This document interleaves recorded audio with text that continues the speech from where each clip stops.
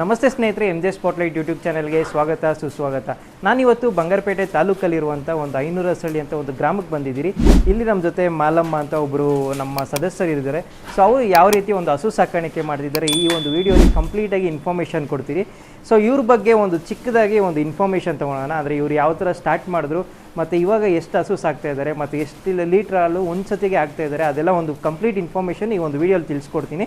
So ಇದಕ್ಕೆ ಮುಂಚೆ ಇದೇ ಥರದ ಒಂದು ವೀಡಿಯೋ ಒಂದು 2-3 ಮಾಡಿದ್ದೀನಿ. ಸೊ ನಿಮ್ಗೇನಾದ್ರು ಇನ್ಫಾರ್ಮೇಷನ್ ಬೇಕು ಅಂದರೆ ಅಲ್ಲಿ ಕೂಡ ನೋಡ್ಬೋದು. ಸೈಡಲ್ಲಿ ಒಂದು ಡೀಟೇಲ್ಸಲ್ಲಿ ನಿಮ್ಗೆ ಕೊಡ್ತಾ ಇರ್ತೀನಿ. ಸೊ ಇದೊಂದು ವಿಡಿಯೋನ ಕಂಟಿನ್ಯೂ ಮಾಡೋಣ. ಈಗ ನೋಡಿಸಿದ್ನಲ್ಲ ಅವಾಗ ಬಾಕ್ಸ್ ಅಂತೇಳಿ ಬಾಕ್ಸ್ ಎತ್ಕೊಂಡೆ. ಬಾಕ್ಸಲ್ಲಿ ಒಂದೊಂದು ಇದಕ್ಕೆ 1.5 ಹಾಕ್ತೀನಿ, ಅದಕ್ಕೆ 1.5 ಹಾಕ್ತೀನಿ, ಇದ್ರಿಗೆ 1 ಹಾಕ್ತೀನಿ, ಇದ್ರಿಗೆ 1 ಹಾಕ್ತೀನಿ, ಇದ್ರಿಗೆ ಅರ್ಧ ಹಾಕ್ತೀನಿ. ಪೀಡ್ಸ್ 1 kg, ಇದು ಬೂಸ ಒಂದು ಬಟ್ಲು, ದಪ್ಪ 2 ಬಟ್ಲು. ಹಿಂಡಿ ಗಡ್ಡೆ ಹಿಂಡಿ ಬಂದು ಒಂದು ಟೈಮ್ಗೆ 5 kg ಅಷ್ಟು ನೆನೆಸ್ಕೊತೀನಿ, 5-6 kg ನೆನೆಸ್ತೀನಿ. ಒಂದು ಬಕೆಟ್ ತುಂಬ ನೆನೆಸ್ಕೊಂಡು ಅದನ್ನು ಮಿಕ್ಸ್ ಮಾಡಿ ನೀರು ತೆಳ್ಳಗೆ ಮಿಕ್ಸ್ ಮಾಡ್ಕೊಂಡು ಒಂದೊಂದು ಜಗ್ಗು ಒಂದೊಂದು ಹಸುಗೆ ಒಂದೊಂದು ಜಗ್ ಹಾಕ್ಕೊಂತೀನಿ. ಅದನ್ನೇನು ಮಾಡುತ್ತೆ ಕುಡ್ಕೊಂತ. ಇವಾಗ ನೀವು ಹಸು ತೊಗೊಬೇಕಾದ್ರೆ ಕೊಂಬಿರಬಾರ್ದು ಅಂತ ಹೇಳ್ತಾರೆ, ಅದು ಕರೆಕ್ಟಾ? ಇಲ್ಲ ನೀವು ನೋಡಿದ್ರೆ ನನಗೊಂದು 3-4 ಹಸುಗೆ ಕೊಂಬಿದೆ, ಅದು ಹೆಂಗೆ, ಅದು ಯಾವ ಥರ ಅಂತ? ಕೊಂಬಿರೋದು ಒಂದು 2 ಲೀಟ್ರ್ ಹಾಲು ಕಡಿಮೆ ಕೊಡುತ್ತೆ. 2 ಲೀಟ್ರ್ ಹಾಲು ಕಡಿಮೆ ಕೊಡುತ್ತೆ.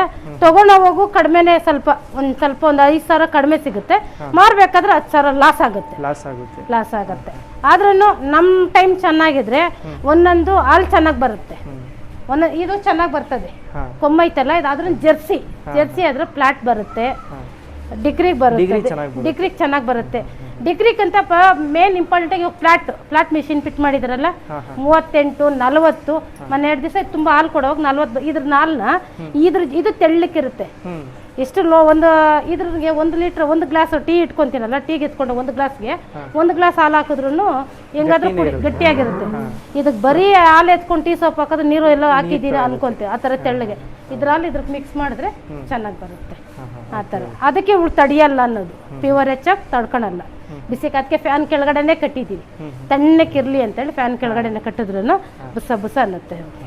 ನೀವು ಹಸುಗಳೆಲ್ಲ ಎಲ್ಲಿಂದ ತರ್ತೀರಾ? ಇಲ್ಲಿ ಬೇರೆ ಈರೋಡ್ ಸಂತೆಯಿಂದ ತರ್ತೀರಾ, ಇಲ್ಲ ಬೇರೆ ಊರು ಸುತ್ತಮುತ್ತ ಊರಿಂದ ತರ್ತೀರಾ? ನಾವು ಯಾರಿಗಾನ ದಲ್ಲಾಳಿಲಿ ಇರ್ತಾರೆ, ಅವ್ರಿಗೆ ಹೇಳ್ತೀವಿ ನಮ್ಗೊಂದು ಹಸು ಬೇಕು. ಸಂತೆಗೆ ಹೋಗಿ ನೋಡ್ತೀವಿ. ಸಂತೆಯಲ್ಲಿ ನಮ್ಗೆ ಗೊತ್ತಿರಲ್ಲ, ಬೇರೆ ಊರು ನಿಂಕ ಬರ್ತಾರೆ. 5 ತಿಂಗ್ಳು ಫಲ ಅಂತ ಹೇಳ್ತಾರೆ, ಸುಮ್ಗೆನೆ ಫಲ ಇರಲ್ಲ. ಇಲ್ಲ ಅಂತಂದ್ರೆ ಕರುವಾಕಿ ಎಷ್ಟೋ ದಿವಸ ಆಗಿರುತ್ತೆ, ಆ ಥರ ಮೋಸ ಮಾಡ್ಬಿಡ್ತಾರೆ. ಅದಕ್ಕೆ ಏನು ಮಾಡ್ತಾರೆ, ಹಳ್ಳಿಗಳಲ್ಲೇ ಹೋಗ್ತೀವಿ. ಹಳ್ಳಿಯಲ್ಲಿ ಫಸ್ಟ್ ಅವ್ರ ಡೇರಿಗೆ ಹಾಲು ಹಾಕೋವಾಗ ಅವ್ರು ಇನ್ಸೂರೆನ್ಸ್ ಮಾಡ್ಸಿರ್ತಾರೆ. ಇನ್ಸೂರೆನ್ಸ್ ಮಾಡ್ತಿರ ತಗೊಂಡೋವಾಗ ಅವ್ರ ಹತ್ರ ಅವರು ಮನೆ ಜವಾಬ್ದಾರಿ ಕೇಳಿ ತಗೊಂತೀವಿ. ನೀವು ಎಷ್ಟು ಹಾಕಿರ್ತೀರಿ ಡೇರಿಗೆ ಹಾಲು, ನೀವು ಎಷ್ಟು ಬಂದಿರಿ, ನಿಮ್ದು ಎಷ್ಟು ದಿವಸಕ್ಕೆ ಎಷ್ಟು ಹಾಕಿದೆ ಅಂತ ತಗೊಂತೀವಿ. ನೀವು ಎಲ್ಲಿಂದ ತಗೊಂಬಂದ್ರೆ ಅವ್ರನ್ನ ಕೇಳಿರ್ತೀರಿ ನಾವು. ಸರಿ, ಅವರು ಬೇರೆ ಕಡೆ ತಗೊಂಡು ಅವರು ಕನ್ಫರ್ಮ್ ಅಡ್ರೆಸ್ ಕೊಡ್ತಾರೆ. ನಾಳೆ ದಿವಸ ನಮ್ಮ ಟೈಮ್ ಚೆನ್ನಾಗಿದೆ, ಏನಿಲ್ಲ ಅಂದ್ರೆ ಏನಿಲ್ಲ. ಡಾಕ್ಟ್ರನ್ನೇ ಕರೆದ್ರೆ ಅವ್ರು 1 ಟೈಮ್ ಬಂದೋಗಿದೆ ಅಂದ್ರೆ ಏನಿಲ್ಲ ಅಂದ್ರೆ ಕೂಡ 500 ರೂಪಾಯಿ ಮೇಲೇ 2,000 ಬಂದ. ಇವಳು ಮಧ್ಯರಾತ್ರಿಯಲ್ಲಿ ಪ್ರಾಬ್ಲಮ್ ಆಗಿದ್ದ ದಿವಸ ಸ್ಟಡಿ ಆಗೋಷ್ಟೊಳಗೆ 8,000 ಆಯ್ತು. 3 ದಿವಸಕ್ಕೆ ಇವಳಿಗೆ 8,000 ಆಯ್ತು. ಆದ್ರೂ ಇವಳು 1 ಟೈಮ್ಗೆ 15 ಲೀಟರ್ ಹಾಲು ಕೊಡ್ತಾಳೆ. ಒಂದು ಟೈಮ್ಗೆ ಕರು ಹಾಕಿದಾಗ ಮಾತ್ರ 15 ದಿವಸ ಹಾಲು 15 ಲೀಟ್ರ್ 1 ಟೈಮ್ ಕೊಡ್ತಾಳೆ. 15-16 ಕೊಡ್ತಾಳೆ ಇವಳು. ಸರಿನಾ? ಅದನ್ನ ನೋಡಿ 10,000 ಆದ್ರೂ ಯೋಚನೆ ಮಾಡಲ್ಲ, 20,000 ಆದ್ರೂ ಯೋಚನೆ ಮಾಡಲ್ಲ. ಈಗ ನೋಡಿ ಬಾಳೆಹಣ್ಣು ಮಾರ್ಕೆಟ್ಗೆ ಹೋದ್ರೆ ಸಿಕ್ಕಿದ್ರೆ ಟನ್ ಕೊದಿ ತಗೊಬರ್ತೀನಿ. ಮಾರ್ಕೆಟ್ಗೆ ಹೋಗ್ಲಿಲ್ವಲ್ಲ, ಹಣ್ಣು ತಗೊಬಂದು ಈಗ ಒಂದೊಂದು ಮಧ್ಯಾಹ್ನ ಟೈಮ್ ಅವು ಒಂದೊಂದಿಟ್ರೆ ಅವು ಎಲ್ಲ ಒಂದೊಂದು ಜೀರ್ಣ ಶಕ್ತಿಗೆ ಇಲ್ಲ ಏನಕ್ಕೆ ತಣ್ಣಕ್ಕಿರುತ್ತೆ ಅಂತ. ತಣ್ಣಕ್ಕಿರುತ್ತೆ. ನಮ್ಗೆ ಹೆಂಗೆ ಆಯಾಸ ಆದಾಗ ಸ್ವಲ್ಪ ನೀರು ಕುಡಿತೀವೋ, ಏನಾದ್ರು ತಿನ್ಬೇಕು ಅನಿಸ್ತದಲ್ಲ, ಹಂಗೆ ಅವಗೂ ಒಂದೊಂದು ಟೈಮ್ ಏನಾದ್ರು ಇಡ್ತೀವಿ. ಇದು ಫ್ಯಾನ್ ಯಾವಾಗೂ ಓಡ್ತಾನೆ ಇರಬೇಕಾ? ಅದು ನೀವು ಕೂಲಿಂಗ್ ಹಾಕಿರೋದು ಇಲ್ಲ ಏನಕ್ಕೆ ಹಾಕಿರೋದು? ಬಿಸಿಗಂತಾನೆ, ಕೂಲಿಂಗ್ ಅಂತಾನೆ ಬಿಸಿಗಂತಾನೆ ಹಾಕೊಂಡಿರೋದು. ಆಚೆ ಕಟ್ತೀವಿ. ಆಚೆ ಏನಾಗತ್ತಂದ್ರೆ ಈಗಿನ ಕಾಲದಲ್ಲಿ ಇನ್ನು ಚಿಗುರು ಬಂದಿಲ್ವಲ್ಲ ಮರಗಳು, ಭೂಮಿ ಹಬೆ ಜಾಸ್ತಿ ಇರುತ್ತೆ, ಭೂಮಿನೂ ಹಬೆ ಇರುತ್ತೆ. ನಾವು ನಿಂತ್ಕೊಂಡ್ರೆ ಇದು ಕೆಳಗಡೆ ಬಿಸಿ ಜಾಸ್ತಿ ಇರುತ್ತೆ. ಆ ಕಡೆಗೆ ಇದು ಚಿಗುರು ಚೆನ್ನಾಗಿ ಬಂದ್ಬಿಟ್ರೆ ತಣ್ಣಕ್ಕಿರುತ್ತೆ. ಈಗ ಚಿಗುರು ಬಂದಿಲ್ಲ, ಅರ್ಧ ಬಂದಿರೋದು. ಏನಾಗುತ್ತೆ ಅಂದ್ರೆ ಈಗ ಬಯಲ್ ಮೇಲೆ ಕಟ್ಟಾಕಿದ್ರೆ ಬಿಸಿಗೆ ಜ್ವರಗಳು ಬರುತ್ತವೆ. ಅದಕ್ಕೆ ಏನು ಮಾಡ್ತೀವಿ, ಸ್ವಲ್ಪ ಬೇಸಿಗೆ ಮಳೆ ಬೀಳೋ ತನಕ ಒಳಗಡೆನೆ ಇಟ್ಕೊಳ್ತೀವಿ. ಇಟ್ಕೊಂಡು 1 ದಿವಸಕ್ಕೆ 2 ಸತಿ ಬೆಳಗ್ಗೆ ಎದ್ದಿದ ತಕ್ಷಣ ತೊಳಿತೀವಿ. ತೊಳ್ಬಿಟ್ಟು ಹಾಲು ಕರ್ಕೊತೀವಿ. ಮಧ್ಯಾಹ್ನ ಏನು ಮಾಡ್ತೀರಿ, ಫ್ಲಾಟ್ ಬರುತ್ತೆ, ನೀರು ಅದೊಂದೇ ಸತಿ ನೀರೇ ಇಟ್ಟರೆ ಕುಡಿಯಲ್ಲ ಅದು. ಅವಾಗ ಏನು ಮಾಡ್ತೀವಿ, 1 kg ಅಷ್ಟು ಪೀಡ್ಸ್ ಇಡ್ತೀವಿ. ಫಸ್ಟ್ 1 ಪೀಡ್ಸ್ ಇಟ್ಕೊಂಡು ಹೋಗ್ತೀವಿ. ಹಿಂದೆನೇ 1 ಬಿನ್ಗೆ ಅಷ್ಟು ನೀರು ಬಿಡ್ತೀವಿ. ನೀರು ಕುಡಿತಾ ಹಂಗೆ ಮೈ ಹಂಗೆ ನೆನೆಸ್ಕೊಬಂದ್ರೆ ಮೈ ತಣ್ಣಕ್ಕೂ ಆಗುತ್ತೆ, ಡಿಗ್ರಿಗೂ ಬರುತ್ತೆ, ಆರಾಮಾಗೂ ಇರುತ್ತವೆ. ಇಲ್ಲಾಂದ್ರೆ ಬಿಸಿಕಂದ್ರೆ ಅಬೇಕ ದಗಸ್ತಾ ಇರ್ತಾವಲ್ಲ, ಬುಸ ಜಲ್ ಬರ್ತಾವಲ್ಲ, ಹಂಗೆ ದಗಸ್ ತೊಳ್ಕೊಂಡ್ರೆ ಆರಾಮಾಗಿರ್ತವೆ. ಮತ್ತು ನೀವು ಚಳಿಗಾಲದಲ್ಲಿ ಇದಕ್ಕೆ ಏನಾರು ಒಂದು ಕಟ್ತೀರಾ? ಆದರೆ ಫುಲ್ಲು ಆದರೆ ಚಳಿಗಾಲದಲ್ಲಿ ಅಂದರೆ ಮಳೆ ಬೀಳುತ್ತೆ ಅಥವಾ ಇನ್ನೂ ಹೆಚ್ಚು ಚಳಿ ಆಗುತ್ತಲ್ಲ, ಅವಾಗ ಅದಕ್ಕೇನಾರು ಒಂದು ಅದಕ್ಕೆ ಮೆಸ್ ಬರುತ್ತೆ, ಮೆಸ್ ಬರ್ತದೆ. ಅವಾಗ ಮೆಸ್ಸು ಕಟ್ಕೊಂತೀವಿ. ಯಾಕಂದ್ರೆ ಚಳಿಗೆ ಸೊಳ್ಳೆಕಂತೇಳಿ ಸೊಳ್ಳೆಗೆ ನಾವು ಹೊಗೆ ಹಾಕ್ತಿವಿ, ಹೊಗೆ ಹಾಕ್ಕೊಂತೀವಿ. ಸಾಂಬ್ರಾಣಿ ಅಂತೇಳಿ ತಗೊಬರ್ತೀವಿ. ವಾರಕ್ಕೆ 2 ಸತಿ 3 ಸತಿ ಸಾಂಬ್ರಾಣಿ ಹೊಗೆ ಹಾಕ್ತಿವಿ. ಈ ಫ್ಯಾನ್ ಹಾಕೋದ್ರಿಂದ ಸೊಳ್ಳೆ ಕಡಿಮೆ, ನೈಟ್ನಲ್ಲಿ ಸೊಳ್ಳೆ ಕಡಿಮೆ. ಈ ಚಳಿಗಾಲದಲ್ಲಿ ಫ್ಯಾನ್ ಹಾಕಲ್ವಲ್ಲ, ಅದಕ್ಕೇನು ಮಾಡ್ತೀರಿ ಅಂದರೆ ಬೆಂಕಿ ಹಾಕ್ಬಿಟ್ಟಲ್ಲಿ ಹೊಗೆ ಹಾಕ್ತೀವಿ. ಹಾಲು ಕರೆಯೋಷ್ಟೊಳಗೆಲ್ಲ ನಾವು ಕುತ್ಕೊಳಕ್ಕೂ ಆಗಲ್ಲ, ಸೊಳ್ಳೆಗಳು ಕಚ್ತಾ ಇರ್ತವೆ. ಒಂದ್ಸತಿ ಎಲ್ಲ ಹೊಗೆ ಹಾಕ್ಬಿಟ್ಬಿಟ್ರೆ ಅದು ಹೊಗೆ ರಜುತ್ತಾ ಇರ್ತದೆ, ಅವಾಗ ಸೊಳ್ಳೆ ಕುತ್ಕೊಳ್ಳಲ್ಲ. ನಮ್ಮೇಲೂ ಕುತ್ಕೊಳ್ಳಲ್ಲ, ಅದ್ರ ಮೇಲೂ ಕುತ್ಕೊಳ್ಳಲ್ಲ. ಆ ಥರ ಒಂದು ಟೈಮ್ ಏನು ಮಾಡ್ತೀವಿ, ತೊಳೆದಿದ್ದಾದ್ಮೇಲೆ ಸೊಳ್ಳೆ ಕೂಡ ಔಷಧಿ ಹೊಡೆದ್ಬಿಡ್ತೀವಿ. ಬೆಳಗ್ಗೆ ಸಾಯಂಕಾಲ ಹಾಲು ಕರಿಯೋ ಟೈಮ್ಗೆ ಹೊಡೆದ್ಬಿಟ್ರೆ ರಾತ್ರಿ ಕಚ್ಚಲ್ಲ ಅವನ್ನ. ತಿರ್ಗ ಬೆಳಗ್ಗೆ ಹಸು ತೊಳಿತೀವಲ್ಲ, ಹಾಲು ಕರಿಬೇಕಾದ್ರೆ ಎಲ್ಲ ತೊಳ್ಕೊ ಬರ್ತೀವಲ್ಲ, ತೊಳ್ದಾಕ್ತೀವಿ. ಸಾಯಂಕಾಲ ಇನ್ನೇನು ಅದನ್ನ ಇದು ಮಾಡಲ್ಲ. ಸಾಯಂಕಾಲ ಟೈಮ್ ಏನು ಮಾಡ್ತೀವಿ, ಪೂರ್ತಿ ಒಡೆಯಕ್ಕೆ ಹೋಗಿಲ್ಲ ಅಂದ್ರೆ ಕೂಡ ಕಾಲುಗಳು ಹೊಟ್ಟೆ ಕೆಳಗಡೆ ಮಾತ್ರ ಕಂಪಲ್ಸರಿ ಚಳಿಗಾಲದಲ್ಲಿ ಒಳೆನೇ ಬೇಕು. ಇಲ್ಲಾಂದ್ರೆ ಸೊಳ್ಳೆಗಳು ಕಚ್ಚಿ ಬಿಸಾಕ್ತವೆ. ರಕ್ತ ನಾವು ಹಾಕೋ ಮೇವಲ್ಲ ಅವು ತಿಂದ್ಬಿಡ್ತವೆ. ಅದು ಎದ್ದು ಹಸುಗೆ ಎಷ್ಟು ಸತಿ ಒಂದು ತೊಳಿತೀರಾ, ಮೈ ತೊಳಿತೀರಾ ಇಲ್ಲ ವಾರಕ್ಕೊಂದ್ಸತಿ ತೊಳಿತೀರಾ? ಯಾವ ಥರ ದಿವಸ ತೊಳ್ಕೊಂಡ್ರೆ ತುಂಬಾ ಒಳ್ಳೇದು. ನಾವು ದಿವಸ ತೊಳಿತೀವಿ. ದಿವಸಕ್ಕೆ 2 ಸತಿ, ಈ ಬೇಸಿಗೆನಲ್ಲಿ ದಿವಸಕ್ಕೆ 2 ಸತಿ ತೊಳಿತೀವಿ. ಎಲ್ಲ ಹಸು ತೊಳಿತೀವಿ? ಎಲ್ಲ ಹಸುನು, ಎಲ್ಲ ಹಾಲು ಕೊಡ್ಲಿ ಕೊಡ್ದವಾಗ್ಲಿ ಶೆಡ್ಡಲ್ಲಿ ಇರ್ತಾವಲ್ಲ ಎಲ್ಲಾನು, ಎಲ್ಲ ನೀಗಿ ತೊಳೆದು ಅದು ಬಿಟ್ಟರೆ ಅದು ಆಗಲ್ವಲ್ಲ, ಹಂಗೆ ಅಡ್ಜಸ್ಟ್ ಆಗಲ್ಲ. ಎಲ್ಲ ಹಸುನು ತೊಳ್ಕೊಂತೀವಿ. ಮಳೆಗಾಲದಲ್ಲಿ ಈಗ ತೊಳ್ಕೊಂತೀವಿ, ಮಳೆಗಾಲದಲ್ಲಿ ತೊಳೆಯಕ್ಕೆ ಹೋಗಲ್ಲ. ಮಳೆಗಾಲದಲ್ಲಿ ಒಂದ್ ದಿವಸಕ್ಕೆ ಒಂದೇ ಟೈಮೆ. ಬೆಳಗ್ಗೆ ಹಾಲು ಕರೆದ್ರೆ ಸಾಯಂಕಾಲ ಹಾಲು ಕರಿಯೋವಾಗ ಸುಮ್ಗೆ ಸ್ವಲ್ಪ ಲೈಟಾಗಿ ತೊಳ್ಕೊಂತೀವಿ. ಯಾಕಂದ್ರೆ ಕೆಚ್ಚಲೆಲ್ಲ ನೀಟಾಗಿ ಬೇಕಲ್ಲ, ಮಿಷಿನ್ ಇರ್ತಾವಲ್ಲ, ಸಗಣಿ ಎಲ್ಲ ಇದ್ರೆ ನಾವು ಕುಡಿಬೇಕಲ್ಲ, ಅಲ್ಲಿ ನಾವು ತಗೊಂತೀವಲ್ಲ, ಎತ್ಕೊಂಡಾಗ ಹಾಕಿದ್ರು ನಮ್ಗೂ ಅದು ಅಮೃತ ಅಲ್ಲ, ಮೋಸ ಆಗ್ಬಾರ್ದು.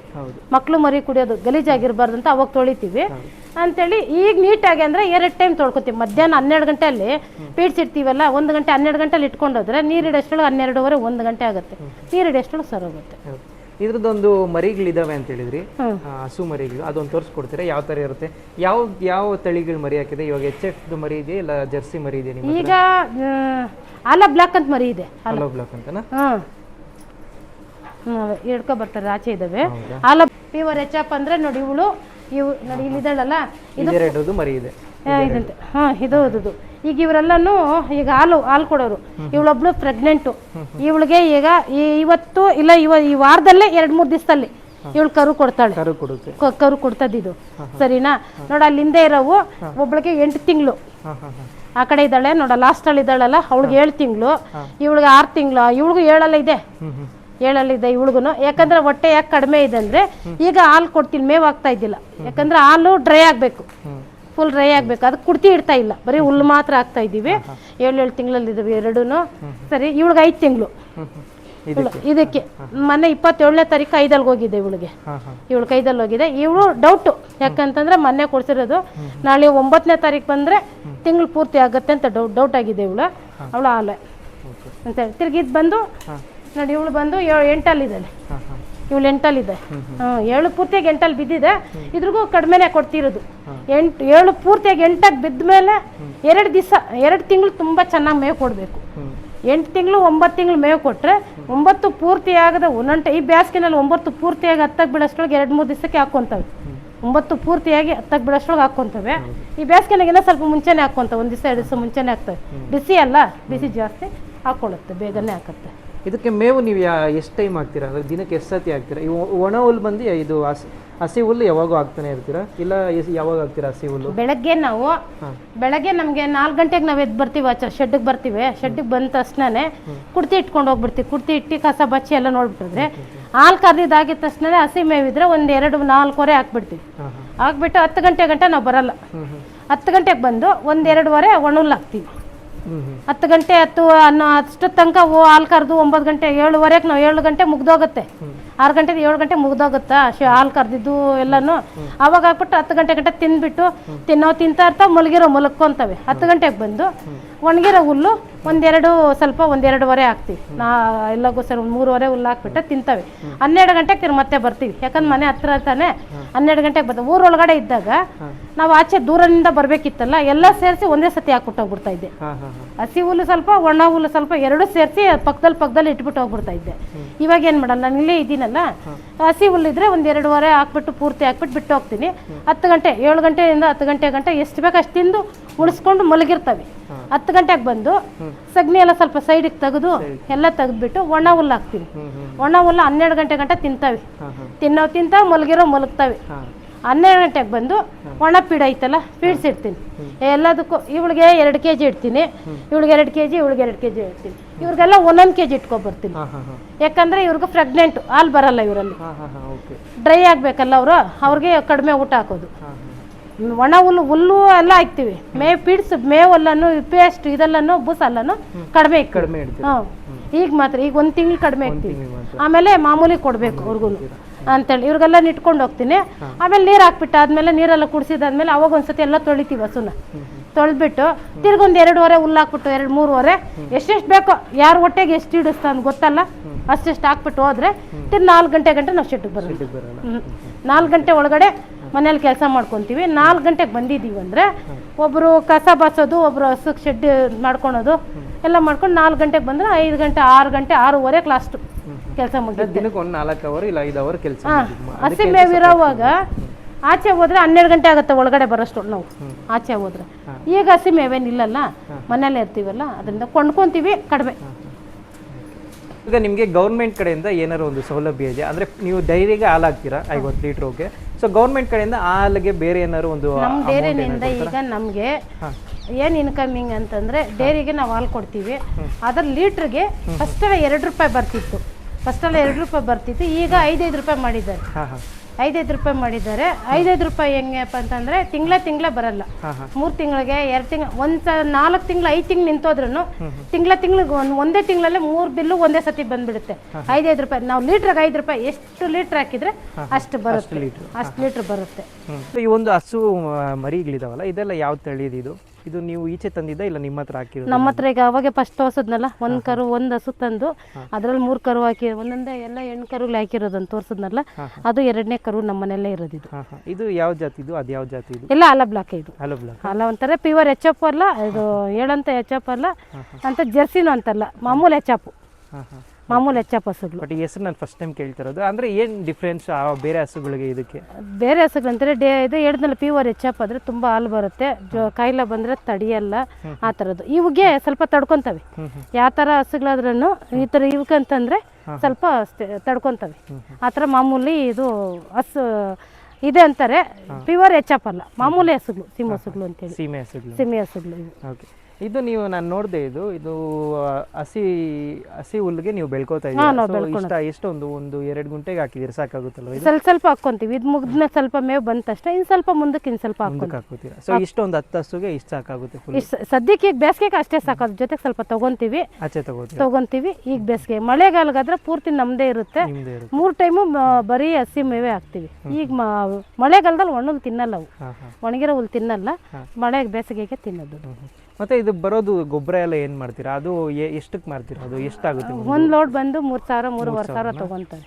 ಒಂದ್ ಸತಿಗೆ ನಾನೆಲ್ಲ ಜೋಡಿಸ್ಕೊಂಡಿದ್ದು, ಒಂದ್ ಸತಿಗೆ ಒಂದು 10 ಲೋಡು ಹಂಗೆ ಮಾರ್ಕೊಂತೀನಿ. ಒಂದ್ಸತಿ ಮಾರಿದ್ರೆ ಒಂದ್ಸತಿ ಹುಲ್ಲಿಗೆ ಬರಬೇಕು, ಇಲ್ಲ ಒಂದ್ಸತಿ ಮಾರಿದ್ರೆ ಬುಸಾಗಿ ಬರಬೇಕು. 10-15 ಸಾವಿರ ಬುಸಾಗಿ ಬೇಕಲ್ವಾ, ಹಂಗೆ ಮಾರಿದ್ರೆ ಒಂದ್ಸತಿಗೆ ಆಗುತ್ತೆ. 3 ತಿಂಗಳಿಗೆ ಒಂದ್ಸತಿ ಒಂದು 10 ಲೋಡ್ ಆಗುತ್ತೆ. 10 ಲೋಡ್ ಆಗುತ್ತೆ.